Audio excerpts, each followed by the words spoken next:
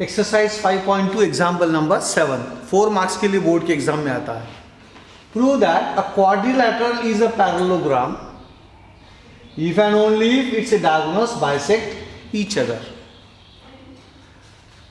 इसमें क्या रहता, एक ओनली इफ पार्ट पड़ता और इफ पार्ट रहता, हरदम याद रखो. तो कोई ज्यादा टेंशन की बात नहीं है. पहले क्वाड्रिलैटरल एबीसीडी निकालो और उसके ये पैरेललोग्राम निकालो एबीसीडी, उसके diagonals bisect each other prove करो. सेकंड पार्ट में let diagonals bisect each other करो और वो पैरेललोग्राम है प्रूव करो. ये दो पार्ट अपने को रहते हैं. तो अपन पहला पार्ट शुरू करेंगे. Let A bar B bar C bar and D bar be the position vectors of the points A B C and D. अब पहला पार्ट, पहले पार्ट में क्या करना, पहला ये लेने का, ये प्रूव करने का. ओनली इफ पार्ट ये लेने का, ये प्रूव करने का. तो ये पहला क्या है, let quadrilateral ABCD be a parallelogram. Let quadrilateral ABCD be a parallelogram. ऐसा ड्राइंग निकाला. अब एबीसीडी पैरेललोग्राम है, इसका मतलब क्या है, length AB will be equal to length DC and side AB parallel to, बिल्कुल सही है, very good. Since quadrilateral ABCD is a parallelogram, length AB is equal to length CD and side AB parallel to side DC.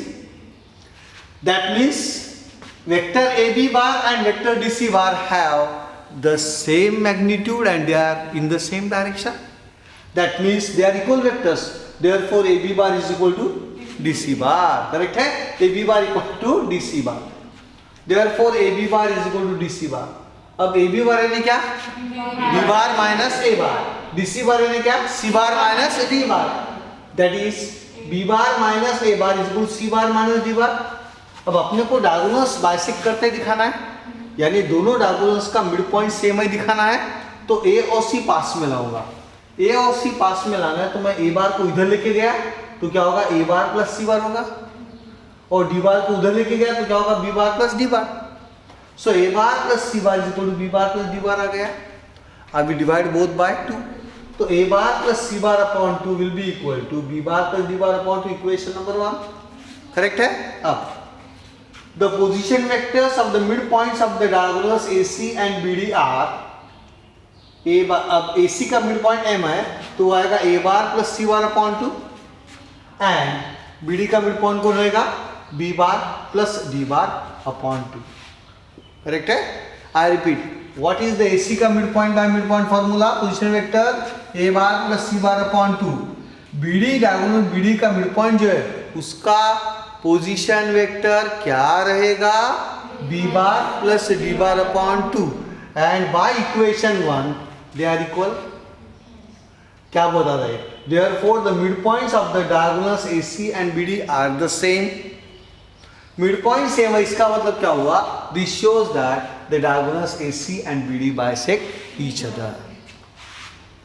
सो बहुत कुछ लोग कैसे आते रट्टा में विश्वास रखते हो, सर स्टेप बाय स्टेप रट्टा लाऊंगा, समझने की जरूरत नहीं है. 12th में ऐसा चलता नहीं, मगअप करना बिल्कुल अलाउड ही नहीं. छोड़ दो, आप समझ के करो क्या कर रहे हो. क्या प्रूव करना है मेरे को, अगर ये क्वाड्रिलेटरल पैरेललोग्राम है तो diagonals bisect each other prove करने का है. तो उसमें पहला पार्ट जाते हैं. पहला sentence, let A bar B bar C bar and D bar be the position vectors of the points A B C and D respectively WRTO with reference to some origin O. पहला हो गया. उसके बाद छोटा one, let quadrilateral ABCD be a parallelogram. तो parallelogram की figure draw करो. अब ये पैरेललोग्राम है, इसका मतलब क्या होगा, length AB is equal to length DC होगी और side AB parallel to side BC होगा. क्यों होगा, because it is a parallelogram. ये है पैरेललोग्राम है और ये प्रूव करना अपने को. अब length AB equal to length BC, side AB parallel to side BC. That means there are two vectors AB bar and DC bar which are equal in magnitude and they are in the same direction. Therefore by equality of vectors AB bar is equal to DC bar. AB bar is equal to DC bar. What is AB bar? B bar minus A bar. What is DC bar? C bar minus D bar. Very good. अब उसके बाद क्या होता, गाड़ी रुक सकती है अपनी, लेकिन फिर याद रखो प्रूव क्या करना है.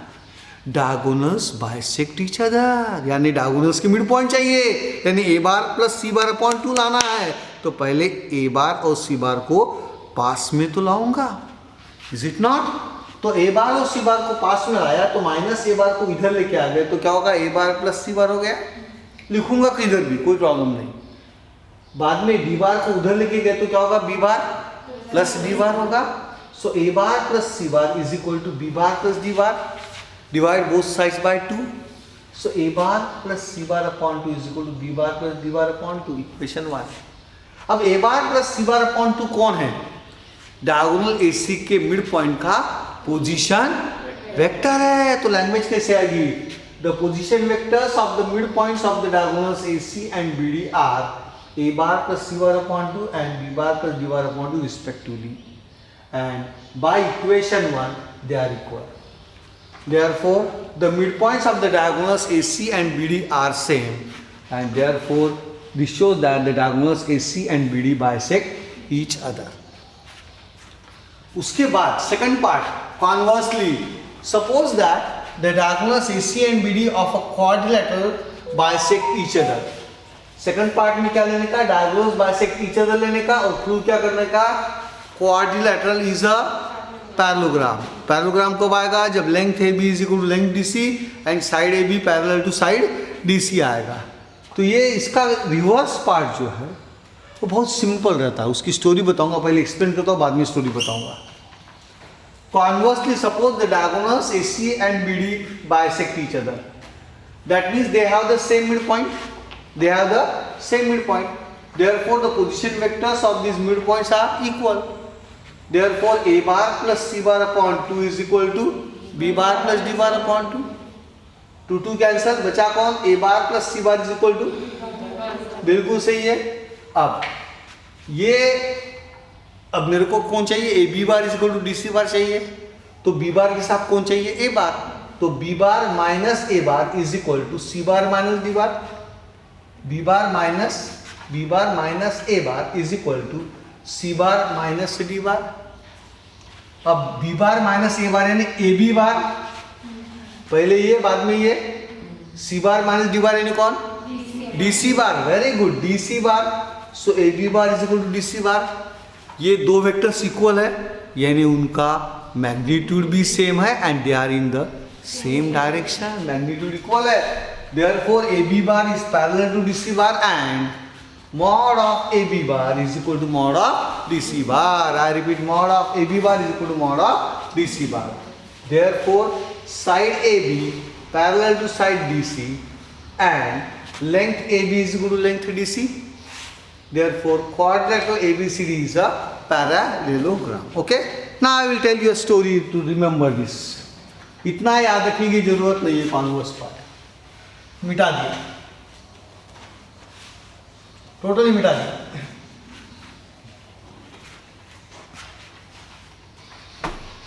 पुराने जमाने में धर्मवीर पिक्चर रहती थी,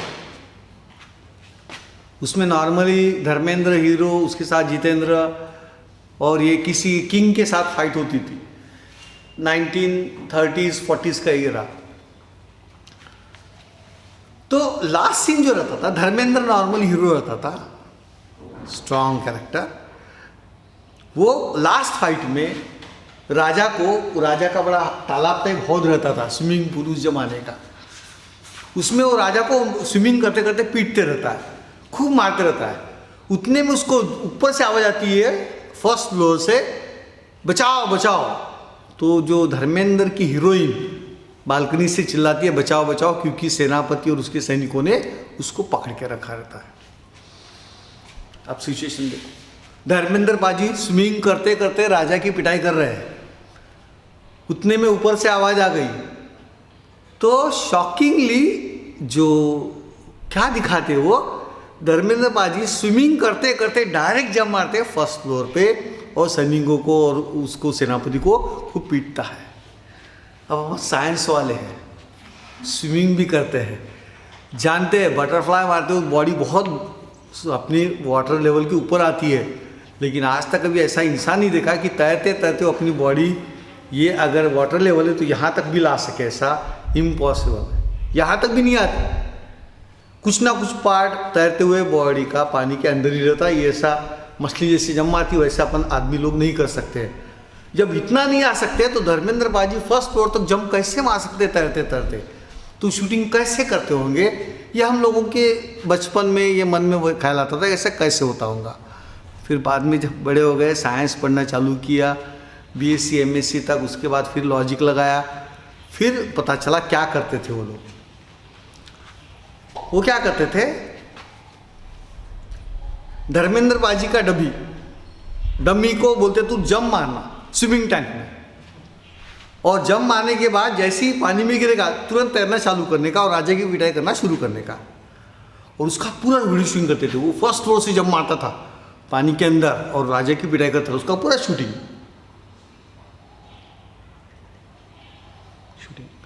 और जब मूवी दिखाते थे अपने को पूरा उल्टा दिखाते, उसको रिवाइंड करके दिखाते थे। करेक्ट है? तब पता चला अपने को, ओहो ये बात है, तब पता चला। तो उस स्टोरी का अब यूज कहाँ करेंगे यहाँ पे, अभी आपको बताता हूँ। अभी आप क्या करो, पूरा यहाँ से यहाँ तक लिख डाला, शूटिंग किया आपने यहाँ से। अब सेकंड पार्ट में पूरा से उल्टा उल्टा लिखते जाओ, कुछ नहीं है, कुछ याद की जरूरत नहीं है, पूरा उल्टा उल्टा लिखते जाओ। पहले sentence, diagonals AC and BD bisect each other. Therefore, the midpoints of the diagonals AC and BD are same. देखो, same. Therefore, the position vectors of the midpoints of the diagonals AC and BD are equal. Therefore, AC diagonal का midpoint क्या है? A bar plus C bar upon 2 is equal to B bar plus D bar upon 2. Next step में 2 cancel. फिर ये step, A bar plus C bar is equal to B bar plus D bar. उसके बाद ये step, उसके बाद ये step, और उसके बाद length A B equal to length DC, side A B equal to side parallel to side DC, and therefore ABCD is a parallel, hence proved. ये सिंपल टेक्निक याद रखना सब। That's all my friends.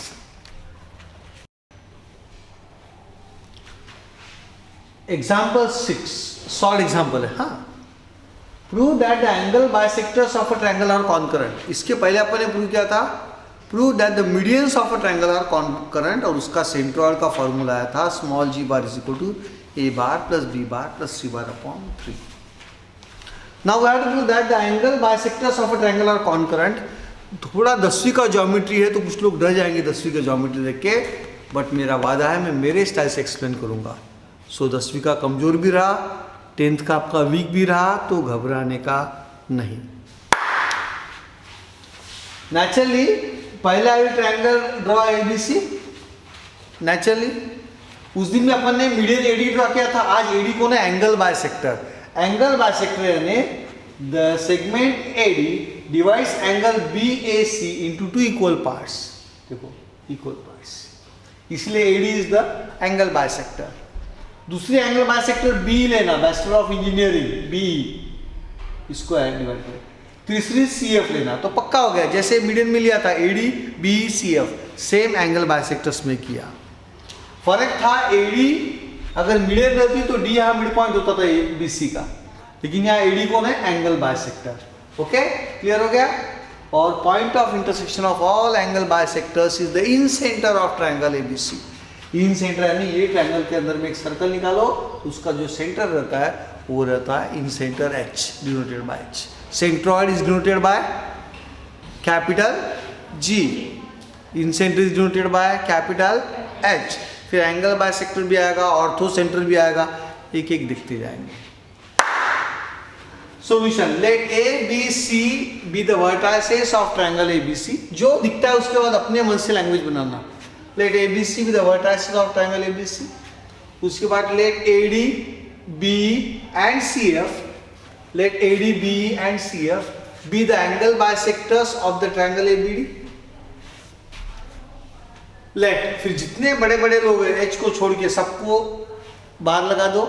let small a bar, small b bar, small c bar, small e bar, small d bar and small f bar be the position vectors of the points A, B, C, D, E and F respectively। stop। अब angle bisectors में side opposite to angle plays a major role. I repeat, angle bisectors में side opposite to any angle plays a major role. So side opposite to angle A is always small x। 11th standard में आप small a लेते थे, लेकिन इसमें small ए ले सकते नहीं, बिकॉज स्मॉल ए यानी मैग्नीट्यूड ऑफ ए बार रहता, लेंथ ओ ए रहती है, लेने का नहीं।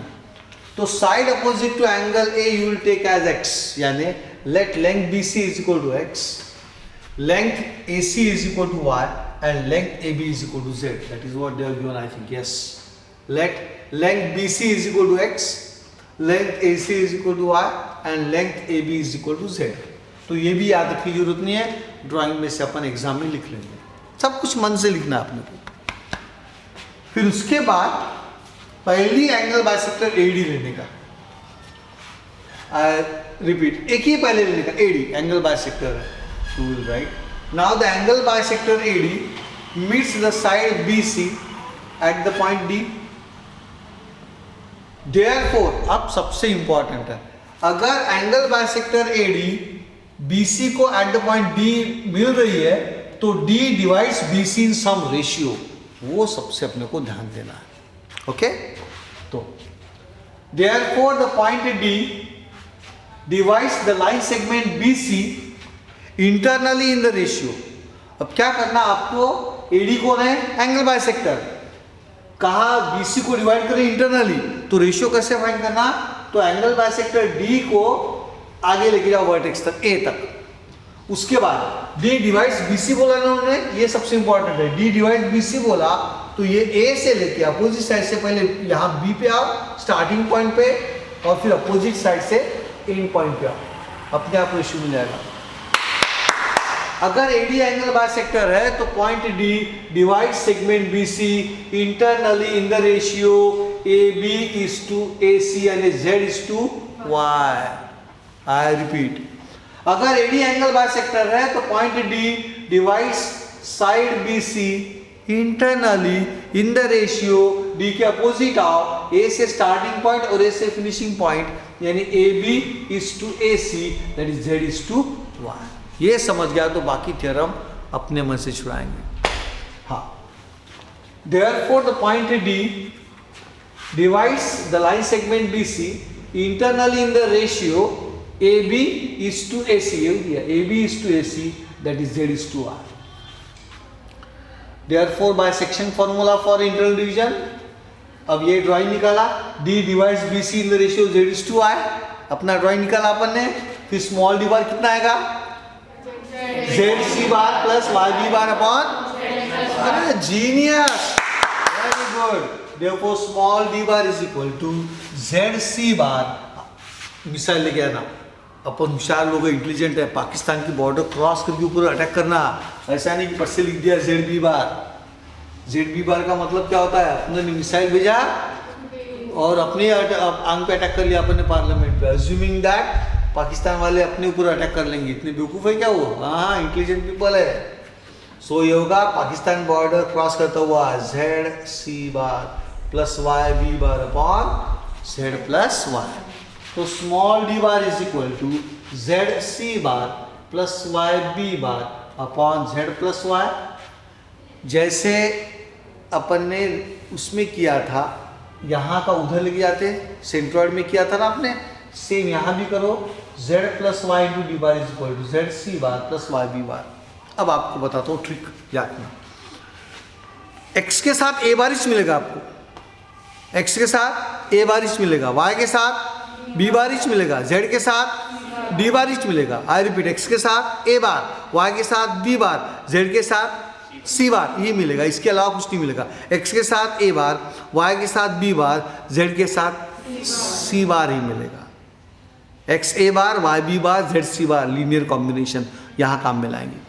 तो once I get this ratio Z is to Y, I need not worry about this figure also. Board exam में टाइम कम है तो लिख दो, therefore small d bar equal to ZC bar plus YB bar upon Z plus Y। देखो ZC bar plus YB bar upon Z plus Y, figure drawing करने की जरूरत भी नहीं है।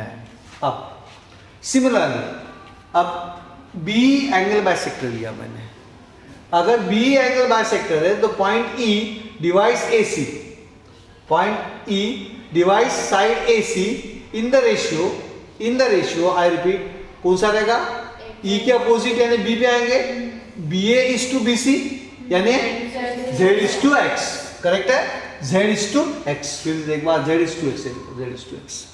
So again similarly point E divides side AC in the ratio BA/BC, that is z/x. क्यों ऐसा? BE कौन है? एंगल बाइसेक्टर है. तो पॉइंट E डिवाइड साइड कौन सी ले रहे हैं आप? AC. तो स्टार्टिंग पॉइंट A है, तो E के अपोजिट जाओ, BA/BC यानी z/x. Therefore स्मॉल ई बार कितना आएगा? पहले z/x है ना, स्मॉल ई बार कितना आएगा? z/c bar plus x a bar upon जब अपने को ड्राइंग निकालने की जरूरत. सो सिंपल ट्रिक्स है ये ट्रिक से पढ़ाई करो, बहुत सिंपल रहता है. फिर इसलिए बोर्ड के एग्जाम में अपने स्टूडेंट रुकते नहीं, दो दंदनाते छुड़ाते हैं. ऑर्डिनरी स्टूडेंट भी मैथ्स में 90 के ऊपर लेके जाता, क्योंकि वो रट्टा नहीं लगाता. रट्टा लगाना बहुत डिफिकल्ट है लिखना, वो अपने मन से छुड़ाता है. अगर z है तो c बार ही रहेगा उसके साथ, y है तो b बार ही रहेगा, x है तो, क्योंकि लीनियर कॉम्बिनेशन था, r bar equal to x a bar plus y b bar plus, वो काम में लाएंगे. हो गया? Similarly the point E divide side AC internally in the ratio BA/BC, that is z/x, and therefore small e bar is equal to zc bar plus x a bar upon z plus x. फिर से इसको इधर लेके आ गए, जैसे इसको इधर लेके गए थे अपन लोग. Therefore z plus x into e bar is equal to zc bar plus x a bar equation. अभी देखेंगे CF एंगल बाइसेक्टर है, तो point F divide side AB in the ratio CA/CB यानी y/x.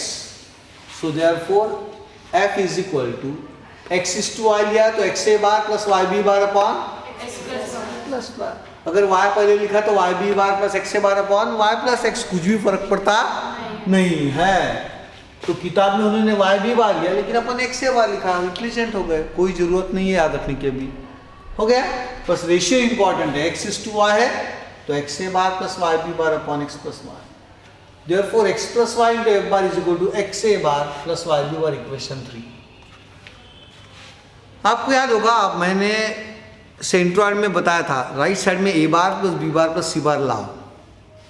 करेक्ट है? तो क्या add करना accordingly आपको पता चलता. उसी प्रकार इस एंगल बाइसेक्टर में राइट साइड में क्या लाना चाहिए? xa bar plus yb bar plus, बिल्कुल सही है. तो इक्वेशन 1 में कौन मिसिंग है? देखो xa बार मिसिंग है, तो I will add xa bar to equation 1. Second equation में कौन मिसिंग है? वेरी गुड, yb बार, तो I will add yb bar to equation 2. Third में कौन मिसिंग है? zc बार, तो I will add zc bar to both sides of equation 3. Adding xa bar to equation 1, yb bar to equation 2 and zc bar to equation 3 we get. अब equation 1 के दोनों side को xa बार add किया मैंने, तो z plus y into d bar plus xa bar is equal to, अब इसमें तीनों को हो गए, xa bar plus yb bar plus equation number 4. Equation 2 में कौन मिसिंग था? yb बार, तो z plus x into e bar plus yb bar is equal to, अब तीनों हो गए, xa bar plus yb bar plus zc bar. Equation 3 में कौन मिसिंग था? तो zc बार दोनों साइड ऐड किया तो क्या मिलेगा? x plus y into f bar plus zc bar is equal to xa bar plus yb bar plus equation number 3. अब देखो ये तीनों इक्वेशन का 4, 5, 6 का RHS क्या है? xa bar plus yb bar plus, यानी सेम है, तो इनके LHS भी इक्वल रहेंगे. RHS of 4, 5 and 6 is same. Therefore, z plus y into d bar plus xa bar is equal to z plus x into e bar plus yb bar is equal to x plus y into f bar plus zc bar, all equal to xa bar plus yb bar plus. अब इसके नीचे 3 चाहिए कि x plus y plus z चाहिए? Absolutely correct, my talented students. Divide by x plus y plus z. देखिए यहां जब x plus Y plus Z लिखना है तो कैसे लिखूंगा? z plus Y plus X, internal division. यहां लिखूंगा z plus X plus Y, यहां लिखूंगा x plus Y plus Z, और यहाँ पे कुल X plus Y plus Z is equal to H bar से. That means there is a point H somewhere in the triangle whose position vector is small h bar, which divides angle bisector AD internally in the ratio z plus y is to x.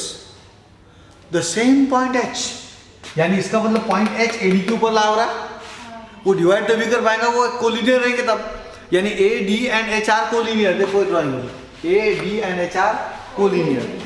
The same point H divides angle bisector B, bachelor of engineering, B internally in the ratio, बोलो z plus x is 2. That means point H also lie on the angle bisector B. The same point H also divide angle bisector CF internally in the ratio x plus y is 2.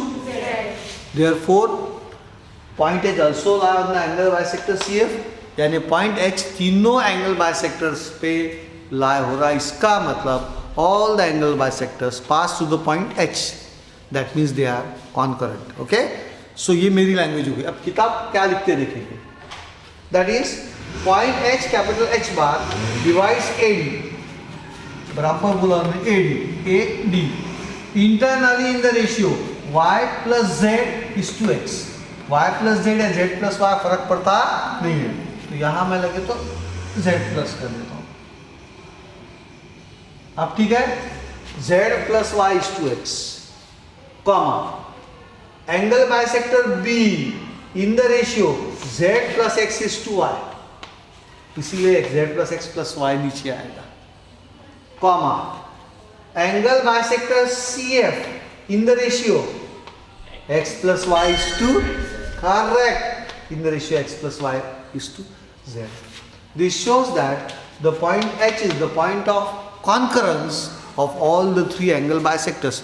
क्योंकि section formula complete किया H बार ने, यानी point H AD के ऊपर भी लाया होता, B के ऊपर भी लाया होता और CF के ऊपर भी लाया हो रहा.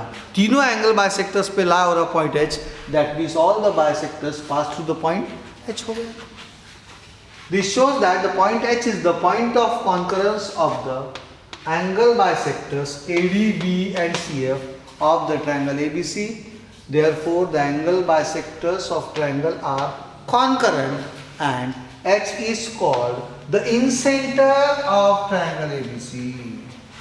H किसको बोलते हैं? incenter of triangle ABC. अब incenter क्या होता है बताता हूँ, नाम भी ध्यान दो. in यानी ट्रायंगल के अंदर, सर्कमसेंटर अलग होता है. इन सेंटर यानी ट्रायंगल के अंदर, तो ये ट्रायंगल के अंदर एक सर्कल निकालूंगा, वो सर्कल का सेंटर जो रहता है touching all the three side, वो सेंटर का सर्कल का जो सेंटर रहता है that is called as the incentre of triangle ABC. Circumcentre में तीनों वर्टाइसेस को बाहर से करना और उसका जो रेडियस आता है वो सर्कम रेडियस होता है, that is denoted by capital R क्योंकि वो बड़ा होता है, and this is denoted by small r. ये JEE के लिए नॉलेज. तो एंगल बाइसेक्टर्स का पॉइंट ऑफ कॉन्करेंस को क्या बोलते हैं अपन लोग? Incentre, and denoted by capital H, और उसका पोजीशन वेक्टर कौन होता है? Small h bar. तो आज के बाद इन सेंटर का पोजीशन वेक्टर पूछा तो XA bar plus YB bar plus ZC bar upon x plus y plus z. I repeat, XA bar plus YB bar plus ZC bar upon x plus y plus z. तो examples में आपको पहले x निकालना पड़ता है. तो यहाँ drawing देख के बताओ x कौन है? x कौन है? स्मॉल x कौन है? Length BC. वाइटा से दिए हुए, will find length BC using distance. Similarly, what is y? Length AC. Find it using distance formula. Similarly, find z. Vector a बार कौन रहेगा? Position vector of point a. जो भी coordinates दे रहेंगे उसको ij के लगाएंगे तो a बार मिल जाएगा, b बार मिल जाएगा, c बार मिल गया. तो इन सेंटर का फॉर्मूला याद रखो, क्या है? एंगल बाइसेक्टर्स का पॉइंट ऑफ कॉन्करेंस कौन रहता है आज के बाद? Incentre. इन सेंटर का पोजीशन वेक्टर क्या है? h bar is equal to xa bar plus yb bar upon x plus y plus z. What is small x? Side opposite to angle a, यानी length BC. What is small y? Side opposite to angle B, यानी length. What is small z? Side opposite to angle C, यानी length. you will find length AB using distance. Formula. That's all, my friends.